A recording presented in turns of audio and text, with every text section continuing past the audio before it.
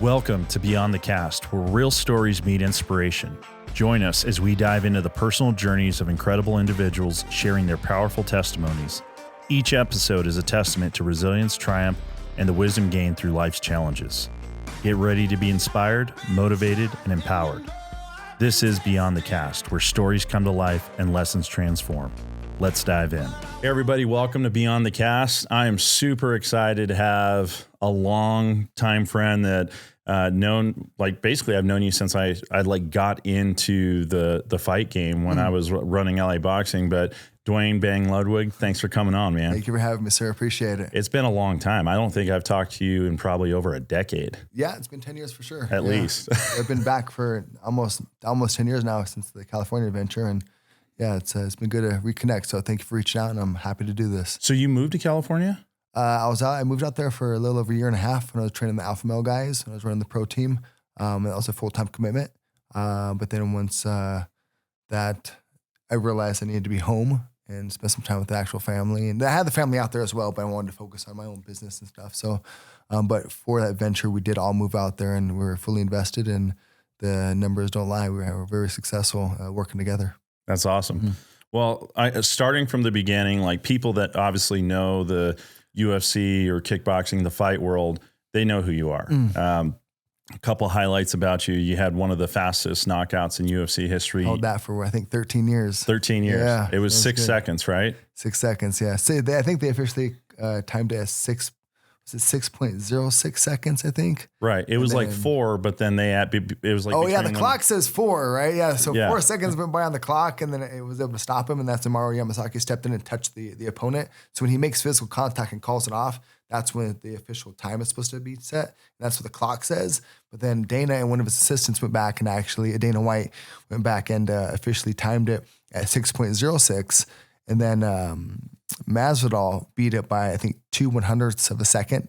So, you're literally dealing with the split second. So, but Masvidal, he beat it with a much more spectacular knockout at a much higher level. So, he's the rightful owner of the fastest knockout for now. But I did hold it for 13 years. It's a long time. It is a long time. About as long as we've known each other. Yeah. That's crazy. Yeah. But like when you started Muay Thai, you were what, 15? Yes, sir. Okay. Mm-hmm. And like kind of going into that, so kickboxing was like where you started. I started off training in Kyokushin Karate at the age of 8 with the Kancho Ninomiya from Inshin Karate, who ran the Sabaki tournaments here in Colorado, and they're still going.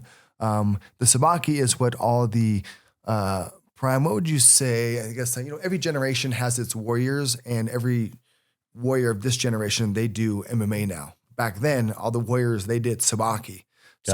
Back in the 70s, 80s, 90s, all the main athletes, all the dominant warriors over the generation did Sabaki. And that was my main influence as a child. And I trained with Kancho Ninomiya. And his school is off East Colfax. And to fast forward now, my first instructor when I was 8, to fast forward now, his son now trains with me at my dojo. So it's cool to see it come full circle, and to be able to still, take what I learned, hopefully enhance it, and now share it back with the community. So I'm in a blessed position, and the Lord's blessed me. Well, with fighting, so is that something you always knew that you wanted to do? Yeah, ever since I was a kid, I knew I'd be a world champion and have my own school. Okay. And that was just, I didn't think about that. I just felt that. And I think I was heavily influenced from movies, obviously, with Bruce Lee and Rocky and Van Damme and so on. So I think that definitely helped. Bloodsport. Bloodsport was awesome, right? Kumite. Yeah, the Kumite. So yeah, I just had that feeling in my heart that I wanted to be a martial artist and become a world champion. I was going to set up for nothing less than winning a world title, and I was able to do that twice and then have my own school. So that was one of the reasons why, to backtrack a little bit, I left California was to focus on my own business and make sure I had more time with the family. So jumping around a little bit like my brain does, but all good. Yeah, I always knew I was going to be a world champion, have my own school. And with that being said, I just wanted to make sure that I spend more time with the family and traveling less. Because when you're a fight trainer, when someone fights, you're gone for a week, and you're in the back of an empty arena for, 8 hours, and on camera, it looks nice and everything. But when you realize how much time you're losing with their family, where the true meaning of life is, I realized I need to step back and reprioritize what was important to me. And, the Lord was telling me, and I already knew, to take care of the family. My priorities are God, family, country. So I made sure that as much passion, energy I put into something, it might as well be my own business than somebody else's business. Right. Well, I feel like since I've met you, you've always had that entrepreneur spirit, right? Or you just knew your destiny. You knew what your calling was, right? You knew what your calling was. Yes, sir. Like God put that on your heart at a young age, and this is something that you did. But kind of going through when you started doing Muay Thai and you won these world championships, like, did you train in Thailand? I know you've traveled all over. I have trained there. I trained there once. I trained there. I've been there 3 times. And I trained there. My first time I went there, I trained with an old opponent of mine, Ole Larson, and I trained there to get ready for my fight with Ramon Dekkers, which was one of my last K1 fights. But for my style, more Dutch-based and footwork and hand combinations, the Thai style, it doesn't really blend with that too well. The Thais, in my opinion, are a bit more ploddy and power, not combinations and movement and setups, and not too much theory behind it. So I felt best suited for the Dutch style, which when I crossed paths with Sensei Boss Rutten when I was 18, that's Dutch kickboxing comes from Kyokushin karate, so it's all another blend. So it just felt best to follow more the Dutch protocol than the Thai protocol. Even though I fought in Thai boxing and won a world title in Muay Thai, my style is a bit more applicable for movement and combinations, which again ties into the Dutch. So right. And for people that don't know, Boss Rutten is a legend. Yes, sir. In the MMA world, kickboxing world. Like, I've met him twice, but can you explain or tell people real quick who Boss Rutten is? Boss Rutten was the former heavyweight UFC champion, and he won the title in Japan for a show called Pancrase, and he won that 4 times. So he's a Taekwondo black belt, karate black belt, and 5-time world champion, legitimate, badass, who's a warrior in the garden, whose heart is in the right place, but he's like an Old Testament version of the Bible, like when Genesis 14:14, when Abraham's nephew Lot gets kidnapped, and when Abraham heard about it, he got his 318 trained servants and went down and rescued his nephew Lot. So I resonate more so with the Old Testament as far as the way they handled things. I don't want to be in the repercussions of any of that, but the way they stepped up and handled business reminds me of a lot of a Sensei Boss, who his heart is in the right place, but you don't want to mess around. When it came time to train, to do something, he had your back 100%. It wasn't for the money or, any social media. There was no social media at the time. It's because he genuinely cares for your progression and your career. So he's someone that's fully committed for your best interest.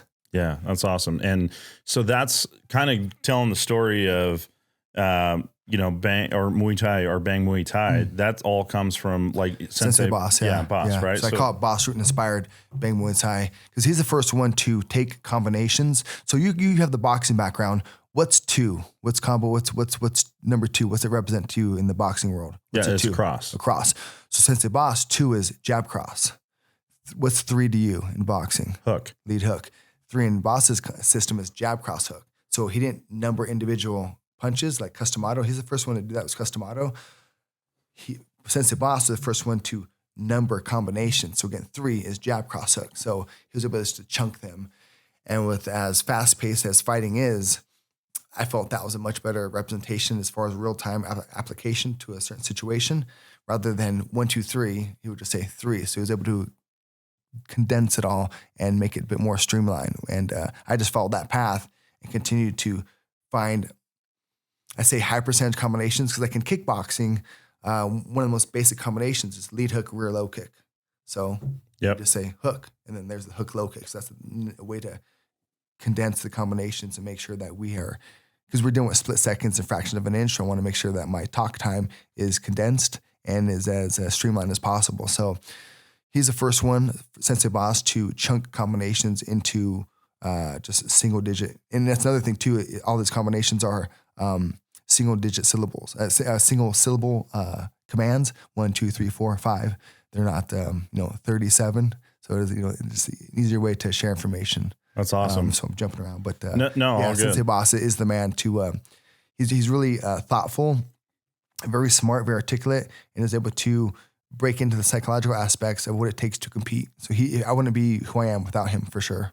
Right. Well, for people that don't know Duane, I like one of our, a good friend of mine or of ours, I'll say, is Luke Cadillo.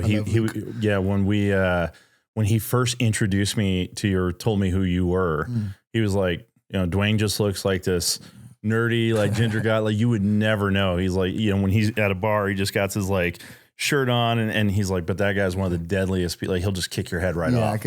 I could take the life of most human beings. Yeah. And I try to, I don't try. I could definitely keep that in my back pocket, but I don't carry myself as, I guess, a typical, I don't know what you would say. Tough guy. I'm a tough guy, I guess. I try to, be the warrior in the garden and lead by example and be a good light in the room of darkness.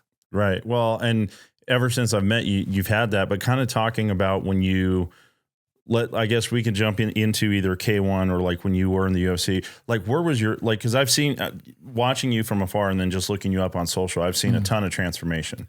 And I don't mean that like you've always been a great guy. Obviously I don't know where you are with faith. We'll jump into that later, but kind of like when you were young and getting into that, like where would you say your mental space at that point was? Like, was there ego? Was there? Of course, yeah. And I feel you need to have an ego. You need to feel that you're the best in the world. You're going to do a lot better feeling you're the best. And then if you felt that you were, not the best, I mean, how would you feel your performance would be better for a task at hand, believing that you could accomplish it or believing that you couldn't accomplish it? You could. Right. Yeah. So I guess it is ego, but again, I'd known since I was a child that I was going to be a world champion and I was going to take no for an answer for that. I felt that in my soul. So I don't know if that's the ego or not, but I always felt that I was a little bit better than most of the people that I was around in a competitive environment. Not that I was a better person in other areas, but as far as competing and fighting, when the bell rings, like I'm going to win this fight. And I just had that. Didn't have to. At that time, I didn't know the sports psychologist existed, but I never probably did better with one, but I never used one. I never had that. I just had that self-belief. And that was just something that God gave to me. And so going back, having an ego, I think ego is good as long as you can control it. Because I feel God gave everybody a sword and it's our duty and obligation to sharpen that sword, but also to learn how to wield it and know when to pull it out. But right. For the most part, keep it sheathed.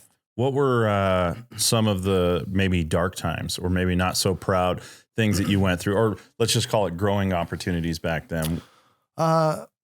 Dark times, you never made much money competing. So financial stress was always a thing on the back of my mind. And I grew up somewhat poor, welfare, government assistance, foster homes and a bunch of crazy stuff. So I went through some things I don't want my kids to go through. But with that being said, martial arts and religion and the Lord has helped guide me through the tough times of a childhood and to get through and to build the mindset and the heart and that hunger to go through a training camp and to travel the world and to fight the best people.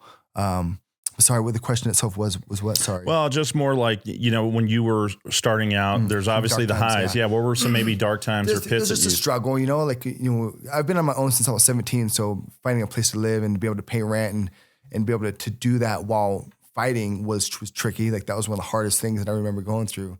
Was just being able to provide a living for myself as I was still competing, because the money that you made competing didn't justify the amount of work that you had put in to prepare for these fights. So that, looking back, those were my main struggles, was being able to live the lifestyle, to take care of my responsibilities and to still be able to train properly for these fights coming up. So other than that, other than like opponents, dropping out or changing and, fights falling through and, trying to get hooked up with promoters, it was always, that was a struggle as well, as trying to make sure that the opponent was going to show up the day of the fight.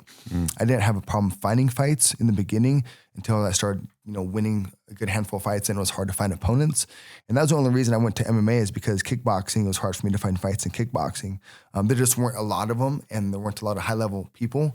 So I only did MMA just to stay busy, to be honest. And my first world title was actually an MMA world title, but that's not what I set my heart out to do. My heart was set on winning a kickboxing world title. So when I won my MMA one, I felt like, I didn't accomplish my goal. This is just like, a plan B, which there was no plan B. It was just to win a world title. But it was just kind of ironic that when I won my first world title, which was a more prestigious title at the time, I didn't really care about it. I wanted to win the kickboxing world title. But in order to get to that, the struggles were financially and having the opponents and the opportunities to do so, because the way MMA is now, there's a ton of shows, there's a ton of fighters. You can make a living doing it much easier now, easier as far as the amount of money that they're getting. But looking back, that was really the only struggles other than, injuries, little bumps and bruises, but being able to provide for yourself. And then once I had, my girlfriend, which turned to my wife, and the kids and a mortgage, Jessica, that's right? when things changed. Yes, Jessica, my wife Jessica has been amazing, and her family's been amazing. So that's really the main, I guess, dark times, is being able to, pay rent and still, train properly for the fights, and hopefully the fight goes through, and trying to get sponsors to pay you when they're supposed to pay you and things like that. But I wouldn't change anything, how I am now. Like, the lessons I've learned over the time have made me the man that I am now. So I'm not going to cry about it too much. Sure. No, well, and there's definitely, there's a lot of correlation. Like, I've been on my own from a very young age too. Like, and I think it wills you, it forges you. Either, it's kind of like you either have to survive or you don't. Yeah, and trial by fire. Yep. And there's no other, for me, there's never been any option. You got to get up in the morning, you got to grind. But I think some of the things that you touched on that's like really interesting. So at the time, because I remember this with like Luke and Justin Sellis and some of these guys, like, even though they're fighters, back then, at least with the MMA world, like, it's obviously grown, the sport's grown. But back then, not only were you training, you were trying to find your coaches, your sparring partners, you were building your business too behind the scenes. So it's more than just fighting. Like, you made the comment earlier that it's like, it looks cool, but behind the scenes, there's tricky. A lot of, there's a lot of stuff. Like sacrifice as far as time away from your friends and family. I've missed many, birthdays and just many events, being backstage or in another country, another state, to help a fighter train or help myself train. So there's that's the actual sacrifice. I missed a lot of family time pursuing the path that I chose to pursue. But again, I wouldn't change anything. So I'm in a good spot now with the lessons I learned over the years, and it's been good. That's why I appreciate this opportunity to talk on the podcast and hopefully share some advice to help these current fighters out with their journey as well. Well, and I think even, aside from fighters, I think that'll help. But there's some things that I'll bring up that I've heard you say in the past. I really like the way that you're like, not only are you a fighter from a physical standpoint, but you're like a fighter for life. Yeah. And you're helping people. Like, I've seen your Instagram where you're kind of, throwing out poetry with, and dropping some scripture into it, and it's like, I think people need that. And it's interesting is with you in martial arts, you talked about, let's see, one of the things that you said. I try to draw the correlation between martial arts and religion, because to me, it's one thing. Religion is what's helped keep me on the path to make sure I'm being a good person and following my heart. Not that I always do, and not that I'm a good person. I'm trying about 80% of my best. But I grew up as a Catholic, and getting up and having to go to church, Sunday and Wednesday, and being able to shut the TV off. I remember, this is funny because on Sundays, 21 Jump Street would be on, and I always wanted to watch that at 6:00. Do you remember the TV show 21 Jump Street? I always wanted to watch that, but it's the same time as church. So as a kid, I'm like, I want to watch this show, but I got to go to church. So I hated going to church, and I was in the Catholic church where you just sit down and you shut up, and you sit down, you kneel, you stand up, like there's not much going on, and then they're doing the mass in Latin. So like, I really don't know what's going on. So I don't remember anything from actually church religiously of any of the stories coming through, other than showing up to a place at a certain time, sitting down, shutting up, kneeling when you needed to kneel. I learned to follow direction at church and learned to shut off what I wanted to do and do what I needed to do. So those are the lessons I learned, and those carried over into martial arts, where maybe I don't want to go run, but I know I have to go run, So, and to me, my religious, faith-based practices led into my martial arts, which led me to where I am now, and helped build, hopefully some good character and good habits to, I don't know if I guess I definitely am successful compared to where I was and where I've seen other people they're at now. Not to compare, but I am in a good spot in life, and I've been able to get to the spot and get through these hard times and enjoy the journey too, from the lessons I learned from being a religious man and obviously a martial artist as well. So there's a lot of parallels to me that helped grow me to the man I am today because of martial arts and religion. So to me, they're not separate; they're one and the same, because they're like when I was training the pro team in California, or even my students now, I asked them to do 4 things: show up on time, get better, get tired, and take care of your partner, which all instill accountability, which is what I feel religion is doing to people, is instilling accountability to make sure that you're providing a good journey for the people that you're around, shedding light in the darkness and leading by example to show like, oh, why is he doing that? Well, what's the underlying principles of why he's doing that? Why is he a good person? Oh, he's a Christian, or he's a Catholic. okay, maybe I want to do that as well, because maybe that'll help me become a better version of myself, so I can be a better version for myself, my family, my friends, and so on. But yeah, to me, martial arts and religion are the same thing. But I don't, I sneak in the messages rather than telling people I'm a Christian. I just share the principles in my class. Like because we do the Dutch drilling, and I'll say, take care of your partner, because like in Proverbs 27:17, iron sharpens iron. So you got to take care of each other. But iron can also break iron. So make sure you work at that threshold of growth, where you're not getting hurt, but you are learning and understanding what's going on. So I try to sneak in biblical practices or scripture in my little flows I put online, in my classes, in my seminars, my podcasts, and so on, to see how, that's why America's here, is because of the Bible. People want to get away from religious persecution and come to America so they can worship God and not be, attacked for it. That's why we're here in America. I don't think people understand that, or they don't realize how much scripture is actually in the world and help guiding our country these days, because they're not getting the Bible, or Jesus and God aren't getting the credit that they deserve in some of the aspects. Like you said earlier, the writings on the wall, that's Daniel 5, when, which was it? Was it Nebuchadnezzar? Wasn't taking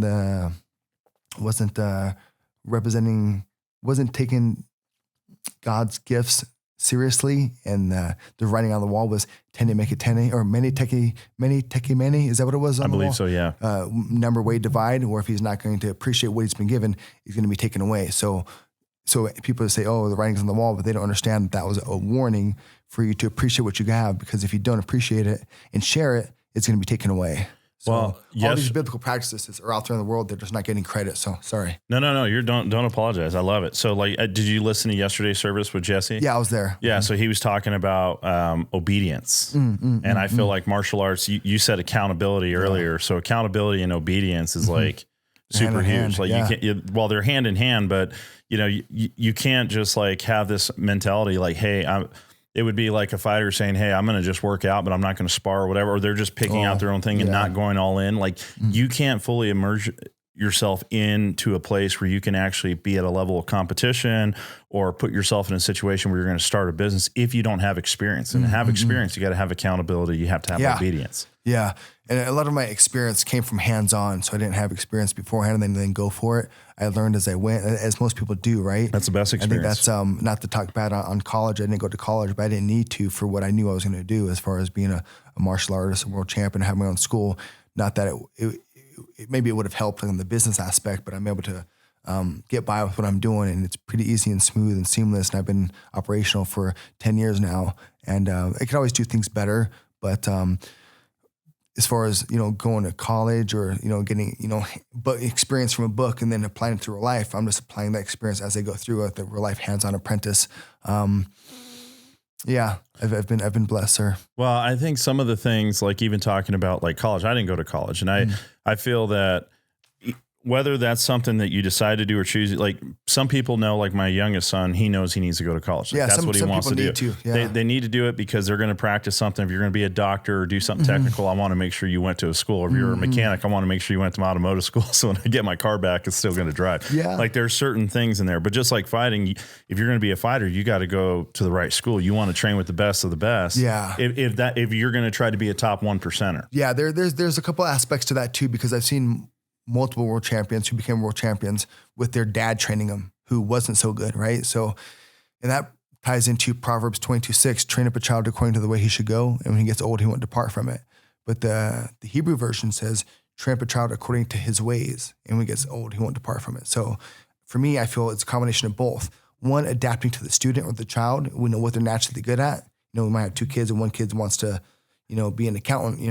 One need to go to school to be an accountant. The other kid wants to be a boxer. Well, go to a gym, go with a good coach. So the instructor needs to see what the kid's good at, water that, but hopefully they have some experience of their own to help guide them in the right principles in the right direction, So like a fighter, the coach isn't going to tell you to punch when you need to punch. Sometimes, but for the most part, it's your own feeling, intuition, right? So if you want to be a good fighter or a great fighter or a great coach, a lot of it is hands-on and the instructor adapting to the athlete, but hopefully that instructor has some previous knowledge to share with them. And that's what sensei means, history teacher, from those who've come before you. So hopefully taking the past lessons and carrying them positively into the future should be the goal of all of us as men, definitely, and as fathers and representatives of the Lord. There you go. Yeah. Tongue twister. So we didn't hang out a ton. Like I used to see you at the Ring of Fire events, Sven being, they put those together. I wasn't ever hanging out anyway. I know. You were always on the move. I was on the path. You're always on the move. So like, talking about your faith, because again, we didn't talk a ton, but have you always been a man of faith? Yes, sir. I feel I'm getting a deeper understanding of it as time goes on and as I mature and, come across more experiences. Back then, I was very selfish, as I feel you need to do to be a fighter and to be a world champion. It's all about you. You're fighting and competing. But I was, again, grew up Catholic and, going to mass on every Sunday and every Wednesday. And that was a different perspective than I understand now. I'm much more, I feel the true path is Christianity for me and having a relationship with the Lord Jesus. And that's our path to the Lord and to, living a good life and, again, being the light in the darkness and leading by example. But, I was always a man of the Lord, even though some of the things I've done in the past weren't Lord-like. Sure. But we're all there. That was always in my heart. So when did the Christian, when did you start like practicing or? I'd say 10, 15 years ago. Oh, okay. Was about right. I'd say about then, but the last 4 years, pretty in depth studying the Bible, every day. I read the Bible. Well, some days I don't, sorry. So I'd say about 5 days a week I'm in the Bible, but I try to make it every day. I travel with it. I'm trying to always make sure I get at least one chapter read in the brain, every day is the goal. To consume it. Mm-hmm. So kind of going into family stuff, you and Jessica, you've known each other for a long time. Like you guys been together since high school. Yes, sir. Okay. So she was your high school sweetheart? Yes, sir. Okay, cool. Still is. Oh, mentally I'm still in high school. So one of the best pieces of advice I've heard is like never stop dating your wife. Right. Nice. So that's good. That's important. Obviously you have kids, you have 3 kids. Yes, sir. Yes, sir. Yeah. So with that, life can get busy. You're running a business, but don't ever stop dating your wife. We do everything together. Yeah. We train together. She's got a black belt under me. She's been by my side through everything, and she's been all over the world with me. Been in my corner a couple times, but she's always been by my side. Every training camp and every fight. Obviously we have bumps in the road, but we've always been together, and we're meant to be together, and we're blessed to have each other. So kind of talking about, I know Jessica's not here, but like that for me, what I've always noticed about you looking in is like she's always been at your side. That's like an anchor for you. But like kind of talking about that relationship a little bit, what do you think it was like for her, with some of the stuff? Just obviously she supported everything you did, but seeing you in a ring or doing any of that kind of stuff, that's it's hard for her. Yeah. To see your loved one, to be hurt, like the times that I got hurt. And I wish I could have provided her with a more stable, stronger financial footing as the years went on. I mean, it's getting better now, but when I was competing, that was always a struggle, like I mentioned before. And I'm sure that wasn't, fun for her either. But, we lived with her parents for many years. Actually, we still do. Well, they live with us now, but we live together, so it works out. But we're all helping each other. We've always been a family. But there was many years where I got some water. I stayed with them. But that was one, I needed a place. And then 2, it just worked out. But without her family, I wouldn't know what a family is. And it's been good. We just over the years we've grown closer together than apart. Okay. And that's because of the Lord, and it's been because of martial arts. And luckily she likes martial arts as well. Yeah. So it's not like she wants to go, well, she gets her nails done, but it's not like she wants to go get her nails done. I'm gonna go to the dojo. She goes with me. Then when she goes gets her nails done, right? So I'm blessed to have her. She's beautiful, she's smart, she's trustworthy, she's reliable, she's a great mother.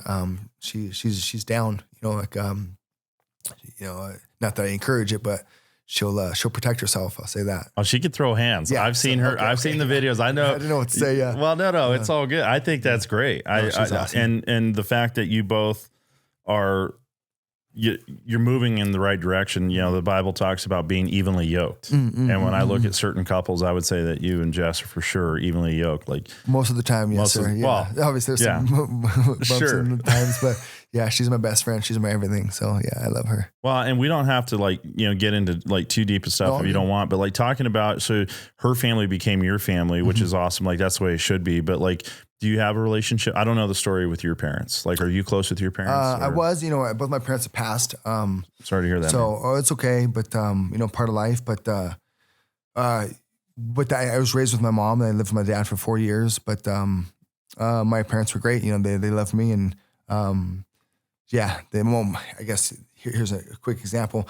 My parents met at AA, at Alcoholics Anonymous. So I guess I can tell you some of I could tell you some, you could read through the lines off that one, I guess, if you want. Sure. So yeah, it wasn't, we were at some, a lot of great learning opportunities as a child, going without. I know how to go without. So when it came time to fight and to diet and to be without money, I was like, this is easy. I've already done this as a child. So, let's keep it going. At least I'll get a reward from this once I win the fight.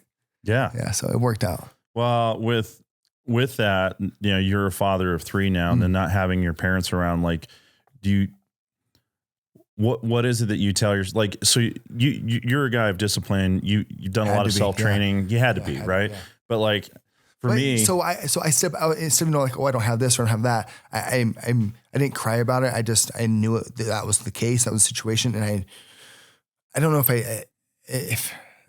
I chose to move forward or if I was pulled forward by the Lord, but I was always had a good direction to still be a good person and not to use that as an excuse. So, going without as a child, and then not having my parents around, like, it made me step up. I stepped up rather than fall apart. Like, oh, no one loves me. I'm going to go do drugs and fuck off. I'm not going to do that. I'm going to step up and hopefully make something of myself. And I was able to do that. And there's been a lot of people that helped me out over the years. So I can't take too much credit, but I was blessed enough to go in the right direction.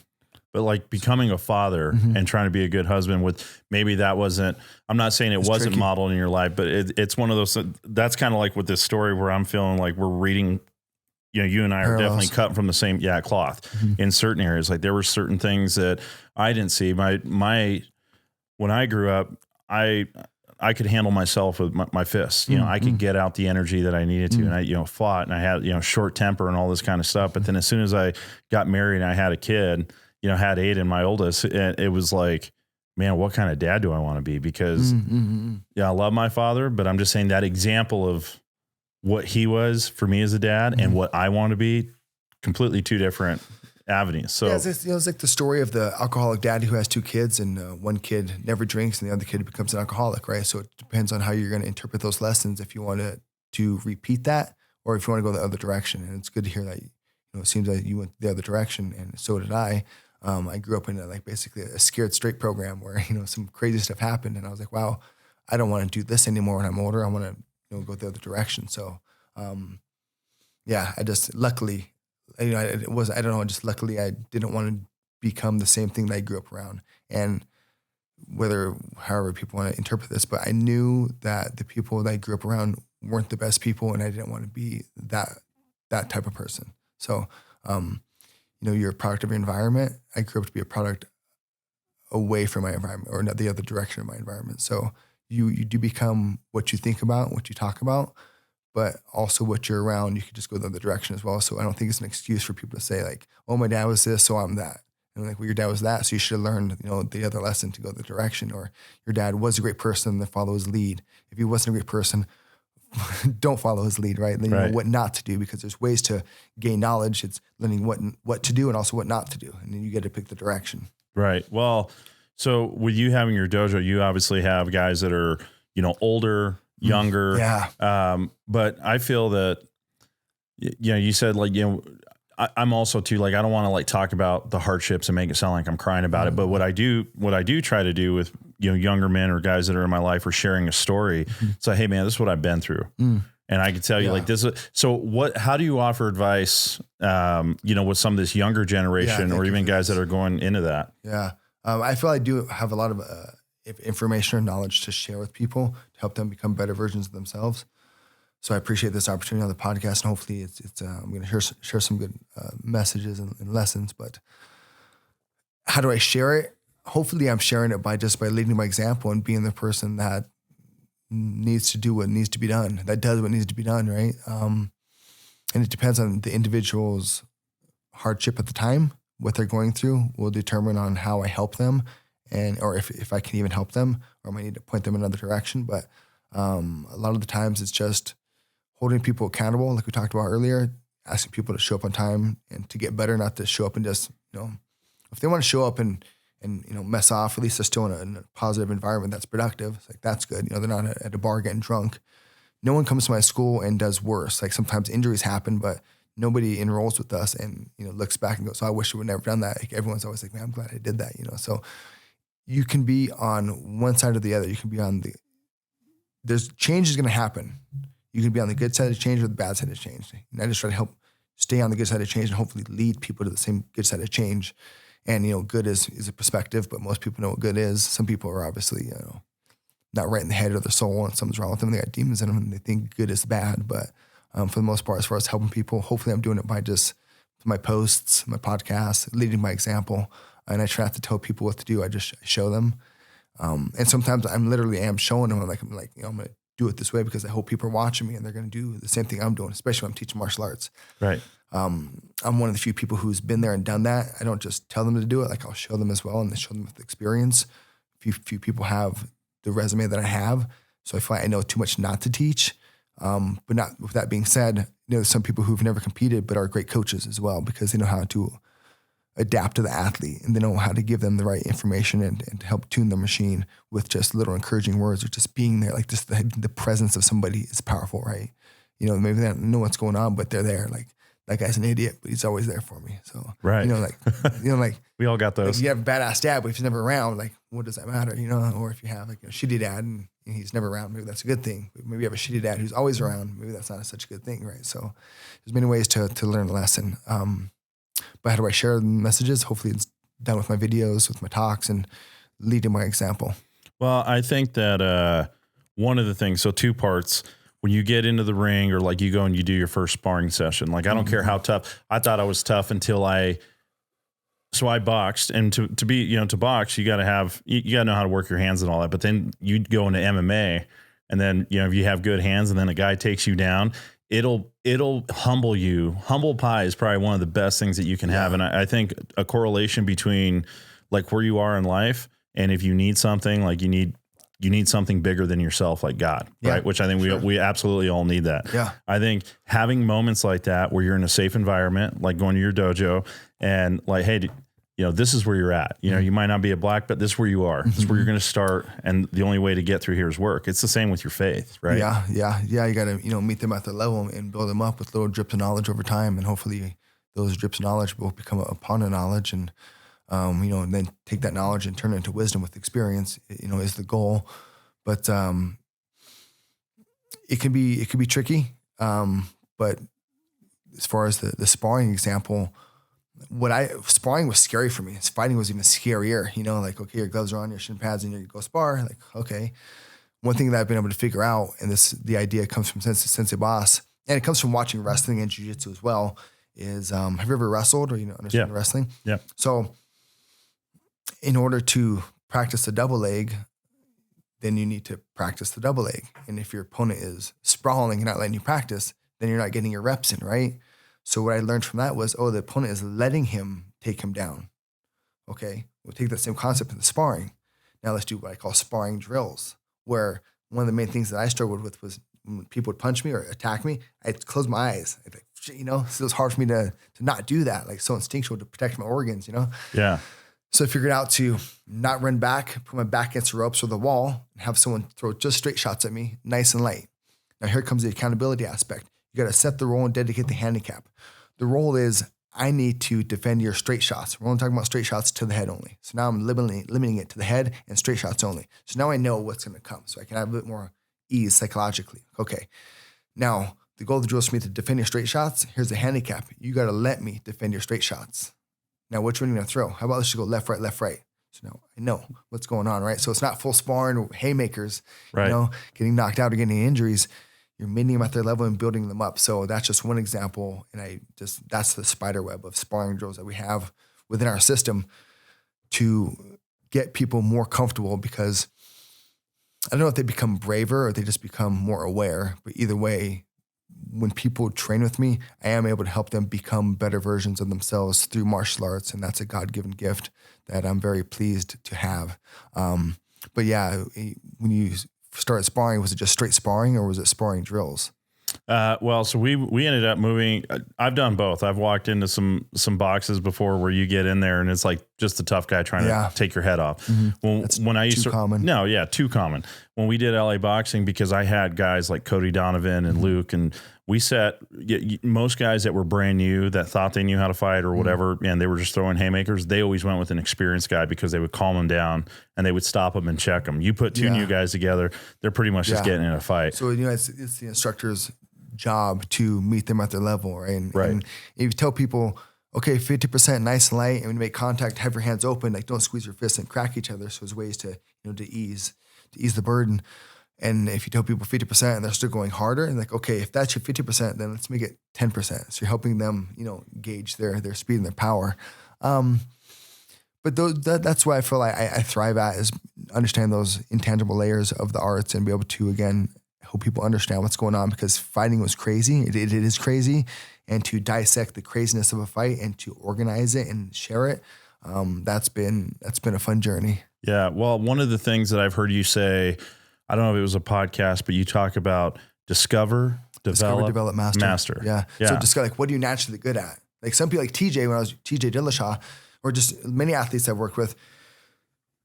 And there's a way I've been able to, break somebody down, what they're good at, what they're not so good at, to highlight the good and to hopefully, increase what they're not good at. But some people don't know because they shut their brain off. They just throw out an instinct, off there, the brain shuts off and the spirit guides the body, and they just don't know what's happening, But if you can have the calm perspective of registering what just took place and reminding them, like, you're actually good at this. Like, oh, really? I do that? Like, yeah, you do that. Let's practice that more. So there's the discover. Now develop it until you master. Even though nothing's ever mastered, it's the pursuit of mastery. Is the journey of that is the reward. So yeah, discover, develop in the pursuit of mastery. Even though again nothing's ever mastered. One of the founders of karate, Gicho Funakoshi, he brought karate from Okinawa to mainland Japan. He's the guy who's directly credited for bringing karate over. He was coined as saying that karate is like a pot of boiling water. If you don't keep it consistently heated, it'll cool. So daily practice is nice. How hard are you practicing? That's up to you. And what are your goals, right? But it just ties into mastery. Again, nothing's ever mastered. And if you don't consistently keep it heated, it will cool and it will go away. Like the easy saying, use it or lose it, right? Right. So one of those things. Well, yeah. And man, I just love hearing all your points. I think it's great. You're a philosopher. Just reciting stuff, right? I just have a decent memory. Right. Yeah. But some of the things that I saw a video of you talking about, your goal was to be champion. And then you made that transition, how was it for you? Like, was it hard to transition from the fighter side to being a coach, or were you kind of, I was always coaching people. I'm going to say professionally. I've been paid to teach martial arts since the age of 18, and there wasn't much in Colorado at the time. I mean, that's one of the reasons why Luke came to Colorado, was to train with the team. And I was just OCD about techniques. I learned a lot from watching videos from our mirror neurons, as far as watching something and be able to duplicate it. I'm pretty good at that. And I didn't say nobody, but very few people had my same understanding of martial arts. So I was teaching a lot of people, and then teaching them, like, when you kick, when you punch, this is what should happen. And then, okay, when I kick and punch, let me know if you see anything wrong or what might be good. Like, it's easy to point out the bad, but sometimes it's tricky to highlight the good, because maybe you don't know. Like, it's easy to say, oh, you're dropping your hands. Like, okay, but was your weight balanced? Did you make connection? Was your timing right? There's many ways to highlight the good aspects. But again, just sharing the arts and being able to, perpetuate, what's good. And again, going back to Luke, he was one of my main training partners, and I loved training with him, but he was a guy who had, decent wrestling and actually jiu-jitsu. I was able to help teach him some striking, and, it was just a win-win to keep teaching and sharing. And you truly will understand something if you can properly teach it, is what they say. And then I found out for that to be true.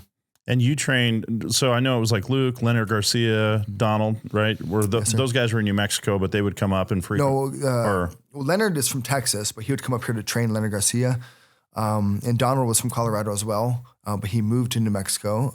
So he's got an actually interesting story. I don't know all his story, but I do know for some reason he lost his driver's license. So he didn't have a car. He couldn't make it to the gym to train. And he was a guy who was destined to be a fighter, in his soul.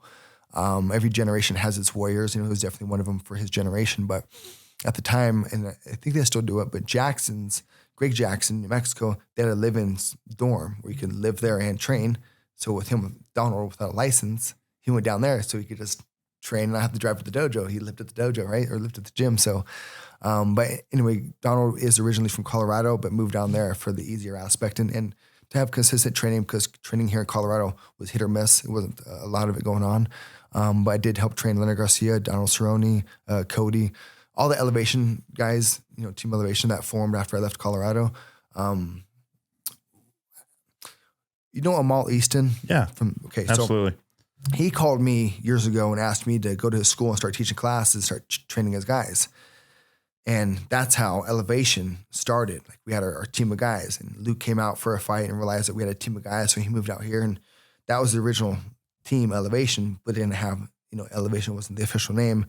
But then when I moved to California, they put a business around it and named it Team Elevation. But my point is, I helped train most of those guys, and most of those guys helped train me as well. But I was the focal point, the team leader naturally, because I had the most experience, and I was just, I don't want to say dominant or what you would say. I just had the most experience and just led by example. And was the first guy there and that last guy to leave, and had drills figured out already, and we're just a little bit ahead of the curve, most of the guys. So, well, you always had that coach. Yeah, that coach and the entrepreneurship. And I was already, professionally teaching since I was 18. So it was just a natural knack for me to continue that process. And yeah, I did help train a lot of the original guys from Colorado. Well, were you seeing MMA go, like, you started at a time where, it was still pretty green, right? It was still very new. And then, like you said, you did MMA just to keep yourself busy and keep revenue coming in. But we're like, again, working with TJ now, he's a warrior of his generation and all that. But like, where are you, like, seeing some of these guys, like where it's at, like, where do you feel like the sport's gone to now? Like, a lot more evolved, a lot smarter with training, especially in the strength and conditioning aspect. Everyone comes in and no one's really gassing out in the UFC anymore like they used to in the past. It is a job now. There's a lot more money and opportunity around it. So people don't have to, moonlight it and, train a little bit and then work a little bit. Like they're able to train full time. It looks to be that way anyway. So what I've seen is a lot of evolution, people being able to make it a career now, like a financial career, and, provide a good living for themselves and their families. That's the main differences that I've seen, that there's actually a solid business around it now. It's just not fly by night as much as it was before. It took a lot of people, even before me, obviously, to pave the way, like Sensei Boss Rutan, obviously Art Davies from the original UFC, and the Gracie family as well, and Maeda, who brought jiu-jitsu to Brazil, all that stuff. Those were all the original founders of the martial arts that brought us to this current times. But it's a lot more organized now. Right. No, for sure. So like with working with TJ, I got to ask, like, just because of how confident and how much you profess your faith, like, do you guys get into deep spiritual conversations? We can communicate without talking. We have a good relationship that way. We're spiritually bonded. He is now a man of faith. I don't think he was back then. Actually, I know he wasn't back then in the beginning when we started training together. But we do have some, because martial arts is a lot of spirituality is connected with that, and in life in general. Just people are just unaware of it. But when you deal with competition and martial art competition specifically, there's a lot of feel and intuition, and sixth sense, and that's the Holy Ghost. That's the feeling in your gut. So he's very in tune with himself and his guiding principles of his warrior side. Yeah. We have great talks.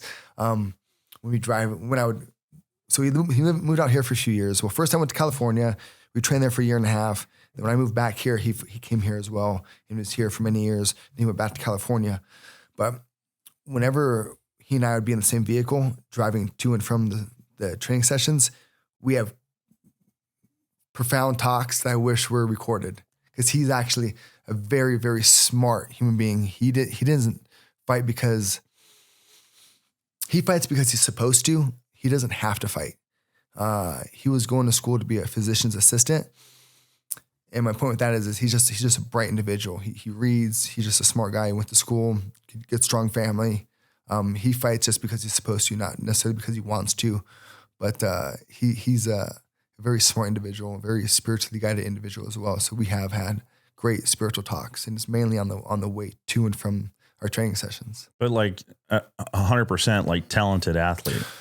I haven't been around. I've been around a lot of people all over the world, and I have yet to be around anybody who's as committed, as athletic, as determined as TJ in any profession. Wow. Whatever he chooses to do, he's going to be the best at it. He's just to be by his side as an instructor or a friend like that. I found that to be a blessing because I learned a lot from him. Even though I'm technically his coach, I learned a lot from that guy. Yeah, no, for sure. One of the other guys that, well, we haven't brought him up yet, but like Trevor Whitman. Do you know Trevor? He's another guy. He was one of my main trainers. Was Trevor Whitman? Okay, he is my main boxing coach, and I taught him how to hold Thai pads actually. So really, he always gives me credit. He's cool. He's like, I want to be where I'm at without you, and I'm like, man, I want to be where I'm at without you. But so we had a great win-win relationship, and he's another guy he's by far the most detailed artist that I've ever been around. Like he's an artist. Not that he sings. He draws too, but. He sings? No, not that he sings. Oh, not that he sings. Not that he sings like an artist that way or dances, but he's just an artist in the way he's able to extract someone's potential. He's able to tell them what they're good at and highlight it and motivate them. He's a very rare, special human being that's, if you're able to be coached by him, it's a true blessing. It's like playing catch football with John Elway. Like it's, nobody's as good as him. Like nobody's as detailed as him. Right. He's actually made my wallet. He took one of my old UFC gloves and made a wallet. Are we on video or is this just audio? Both.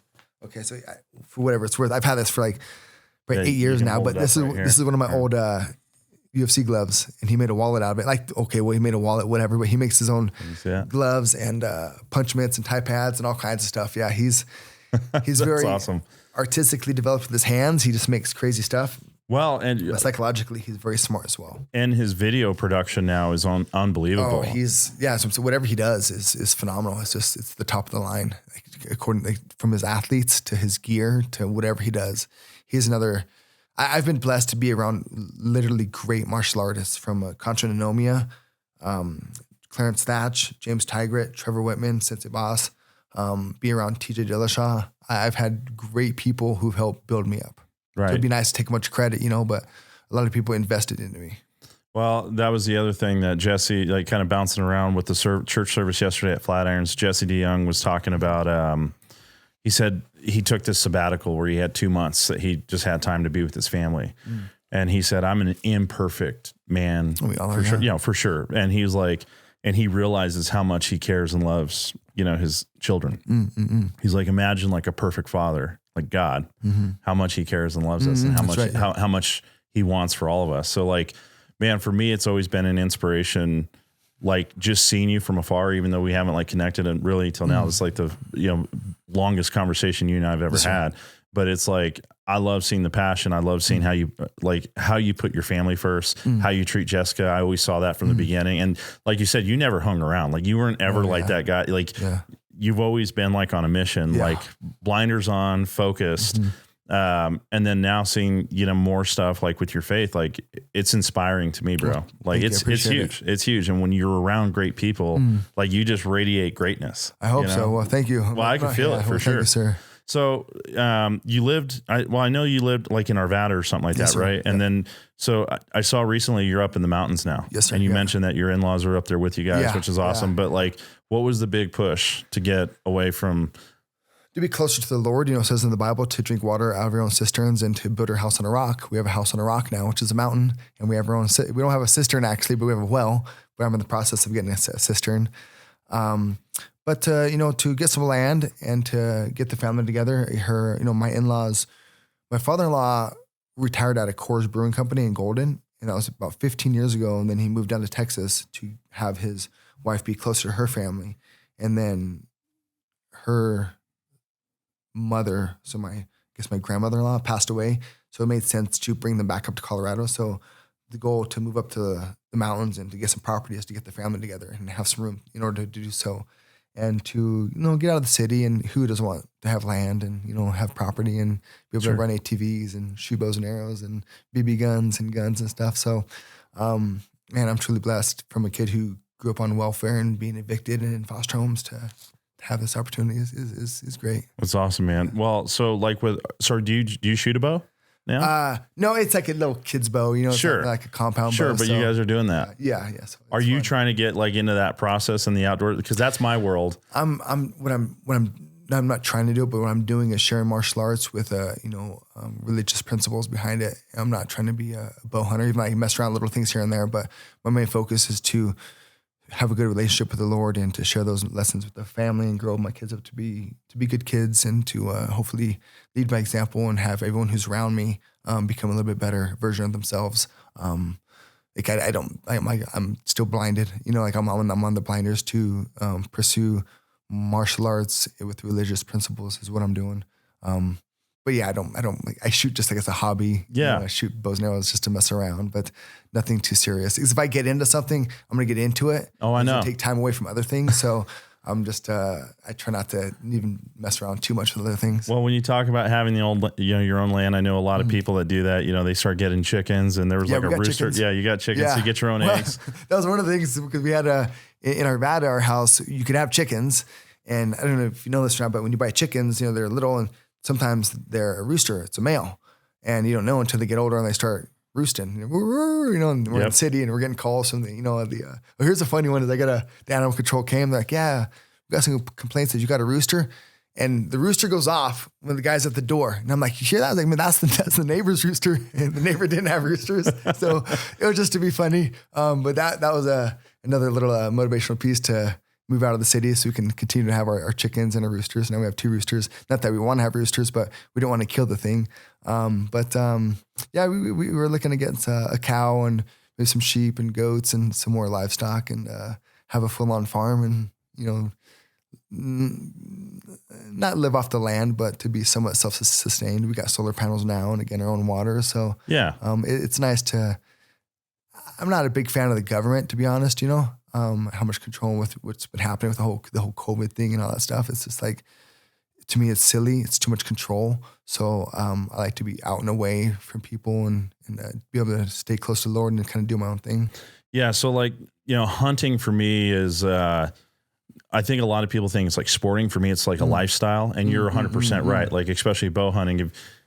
Like when I went into that, I didn't have a lot of time for anything else because I just went fully into it. But with the farm or anything, if you ever want to do that process or the butchering side, let me know and I'll come help. Cool. Because I think that those are all good skills to learn. It's not something you have to like devote your life to, but then it's like if you start, taking some animals or butchering any of them or doing that self-process stuff, happy to help you out, man. Thank you. I think that'd be cool. Yeah. I want to be self-sufficient, some of those things. For sure. And with you, I align there. And kind of, to kind of close out some stuff, what's some key advice, Duane, that you would offer, like not even just like to fighters, like just in general, like to some of the, like you've mentioned, I know you got a big story even before. And I know you said, yeah, I'm not going to cry about it. I just jump around. Yeah. But it's great. It's great. I think, what is some advice that you would offer from like a foundational standpoint of what you need? Obviously, I think having an ego is okay. Learn how to control the ego, because if you could consider the ego fire, you can use that fire to cook your meal or burn down your house. It depends on how you utilize that ego and that fire. So an ego is not bad. I think it gets a bad rap. If you don't mind, I'd like to share my top 5 books that have helped me. And I read the King James Version Bible, but the Bible itself, regardless of your religious beliefs, there's absolute gold in the Bible that can help people become better versions of themselves. Again, it's great advice. Like Proverbs is a great book. And every book in there is great. Some are tricky to read, but I read the King James Version of the Bible. So that'd be the number 1 book that has helped me a lot.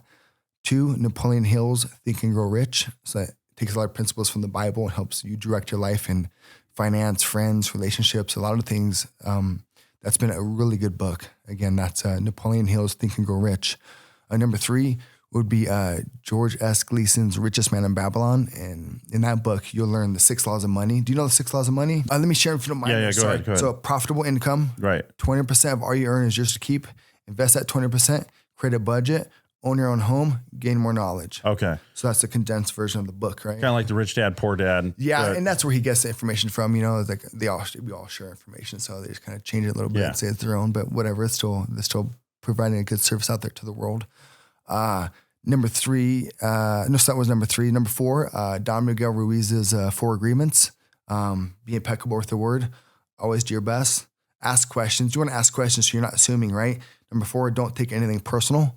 My 5th book that I'd recommend is Miyamoto Musashi's Book of 5 Rings for the psychological aspects. There's a lot of great information in that book anyway, but his psychological warfare and his understanding of the things that what he chose to do when he chose to do it is enlightening. So those are my top 5 books that I would recommend people to hopefully read or get the Audible. Like I'm driving like an hour drive from the home to the dojo now. So a lot of Audible, and I travel quite a bit anyway. So I like the Audible books. They're nice. What was I've read that one, the 4 principles where it's talking about be impeccable with your word. Mm-hmm.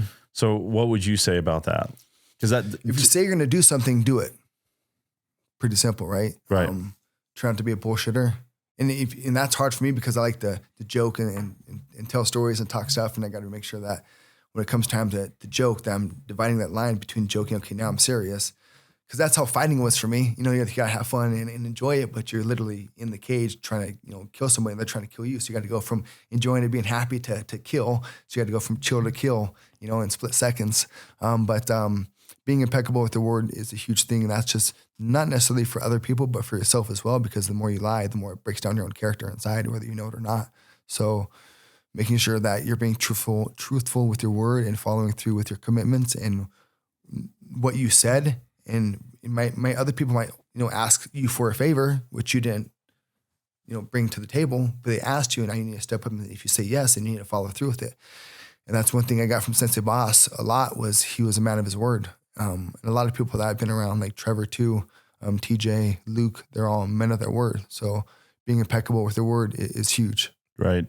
I think to add to that, something that I've learned through, some of the work that I've done, it's that, and if you do something or say you're going to do something you don't, own that you didn't. Yeah. Right. Having like extreme ownership of your stuff, because obviously there's certain things that you want to do and, things can get in the way. At least for me, I can say that where it's like, man, I wanted to do this didn't happen, but owning it and displaying displaying extreme ownership, because then it lets you know like, hey, wanted to do this didn't work out. Got to go a different direction.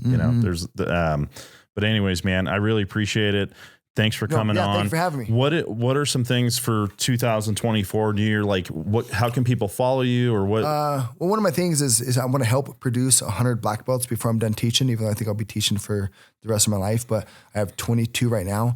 I want to have 100 black belts before I'm done teaching. So, I'm putting all these drills and combinations out and figuring out how to run these SOPs of the dojo and the business and to take care of students. So, that's what I'm looking forward to, is doing a better job of becoming a better, more impeccable martial arts instructor to help people become better versions of themselves. And that's, again, through martial arts, which is one step towards spirituality, which will hopefully lead them to the Lord is my goal. That's awesome, man. Social media wise, how can people follow you? What is my social media? Bang Muay Thai. Yep. Is the Instagram. I don't know, my Twitter is the same thing or not. I'm not sure. I guess people can Google it if they want to. Yeah, on Facebook or Instagram, they'll be able to find it. I mainly use Instagram, and I have one of my black belts helps run that for me, and then it ties into Twitter and the Facebook with the things. But even though I'm online quite a bit, communicating with my affiliates, I try not to mess with that too much. Yeah, well, we'll be, getting some of the gold that you dropped on this podcast today, and just putting snippets that you guys can use on your Instagram or tagging you guys in that, for sure, because it's great. Thank you very much. Yeah. I appreciate it, sir. Well, thanks, brother. I appreciate it. Thank you. Yeah, awesome.